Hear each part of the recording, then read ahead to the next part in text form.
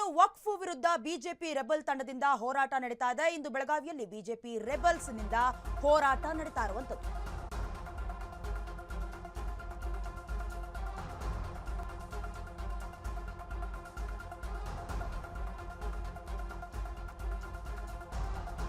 ಶಾಸಕ ಯತ್ನಾಳ್, ರಮೇಶ್ ಜಾರಕಿಹೊಳಿ ನೇತೃತ್ವದಲ್ಲಿ ವಕ್ಫ್ ವಿರುದ್ಧ ಬಿಜೆಪಿ ರೆಬಲ್ಸ್ ತಂಡದಿಂದ ಹೋರಾಟ ನಡೀತಾ ಇದೆ.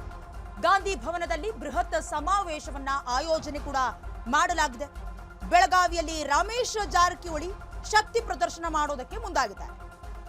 ಏನು ರಾಜ್ಯ ರಾಜಕೀಯದಲ್ಲಿ ಬಿಜೆಪಿ ತಂಡದಿಂದ ಹೊರಬಂದು ಈಗ ವಕ್ಫ್ ವಿರುದ್ಧ ಅಷ್ಟೇ ನನ್ನ ಹೋರಾಟ ಅಂತ ಹೇಳಿಕೆ ನೀಡೋದ್ರ ಮೂಲಕ ಹಲವಾರು ದಿನಗಳಿಂದಲೂ ಕೂಡ ಉತ್ತರ ಕರ್ನಾಟಕದಿಂದ ಏನು ವಕ್ಫ್ ವಿರುದ್ಧ ಬಿಜೆಪಿಯ ರೆಬಲ್ಸ್ ತಂಡ ಹೋರಾಟ ಮಾಡಲಾಗ್ತಾ ಇದೆಯೋ, ಇವತ್ತು ಬೆಳಗಾವಿಯಲ್ಲಿ ರೆಬಲ್ಸ್ ಹೋರಾಟ ಮುಂದುವರಿತಾನೆ ಇದೆ.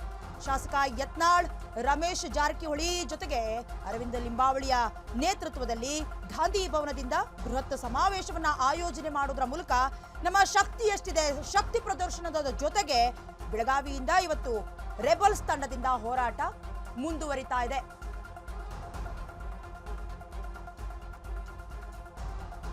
ವಕ್ಫ್ ವಿರುದ್ಧ ಏನು ಬಿಜೆಪಿ ರೆಬಲ್ಸ್ ನಾಯಕ ಅಂತಾನೆ ಕರೆಸ್ಕೊಳ್ತಾ ಇರುವಂತಹ ಯತ್ನಾಳ್ ಅವರು ಹಲವಾರು ಟೀಕೆ ಟಿಪ್ಪಣಿಗಳಿಗೂ ಕೂಡ ಈ ವಿಚಾರವಾಗಿ ಒಳಗಾದ್ರು. ಅಂದ್ರೆ ತಮ್ಮ ಸ್ವಪಕ್ಷದಿಂದ ಹಿಡಿದು ವಿಪಕ್ಷದವರೆಗೂ ಕೂಡ ಯತ್ನಾಳ್ ಅವರ ವಿರುದ್ಧ ಹರಿಹಾಯೋದಕ್ಕೆ ಈ ಒಂದು ವಕ್ಫ್ ವಿರುದ್ಧದ ಪ್ರತಿಭಟನೆಯೇ ಕಾರಣವಾಯಿತು ಅಂತ ಕೂಡ ಹೇಳಬಹುದು. ಬಣಬಡಿದಾಟಕ್ಕೂ ಕೂಡ ಆಸ್ಪದ ನೀಡಿದ್ದು ಇದೇ ವಕ್ಫ್ ವಿರುದ್ಧದ ಪ್ರತಿಭಟನೆ.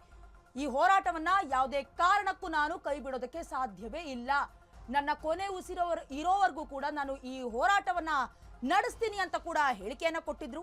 ಜೊತೆಗೆ ಈ ಒಂದು ಹೋರಾಟವೇ ಎಲ್ಲೋ ಒಂದ್ ಕಡೆ ಪಕ್ಷದ ವಿಭಜನೆಗೂ ಕೂಡ ಕಾರಣವಾಯಿತು ಅನ್ನೋದನ್ನ ಅವರದೇ ಪಕ್ಷದ ನಾಯಕರು ಒಪ್ಕೊಂಡು ಅವರನ್ನ ಪಕ್ಷದಿಂದ ಉಚ್ಚಾಟನೆ ಮಾಡಬೇಕು.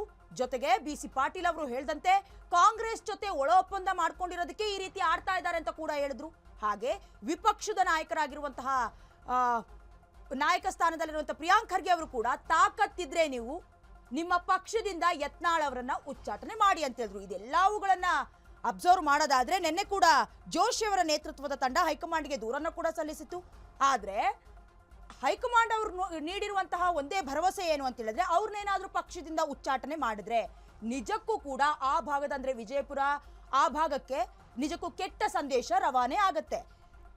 ಕಂಪ್ಲೀಟ್ ಬಿಜೆಪಿ ಪಕ್ಷ ಏನಿದೆ ಅದು ಆಲ್ಮೋಸ್ಟ್ ಬಲವಾಗಿ ನಿಂತಿರೋದು ಲಿಂಗಾಯತ ಮತದಿಂದ, ಅದರಲ್ಲೂ ಕೂಡ Panchamasali ಮತಗಳಿಂದ.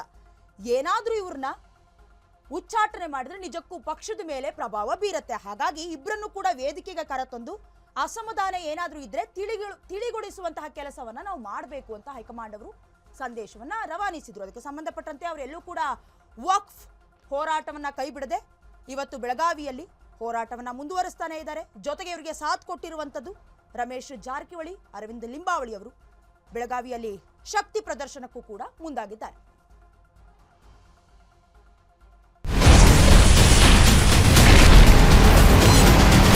Ashwavega English News. Coming soon. Your channel, your voice, your trust.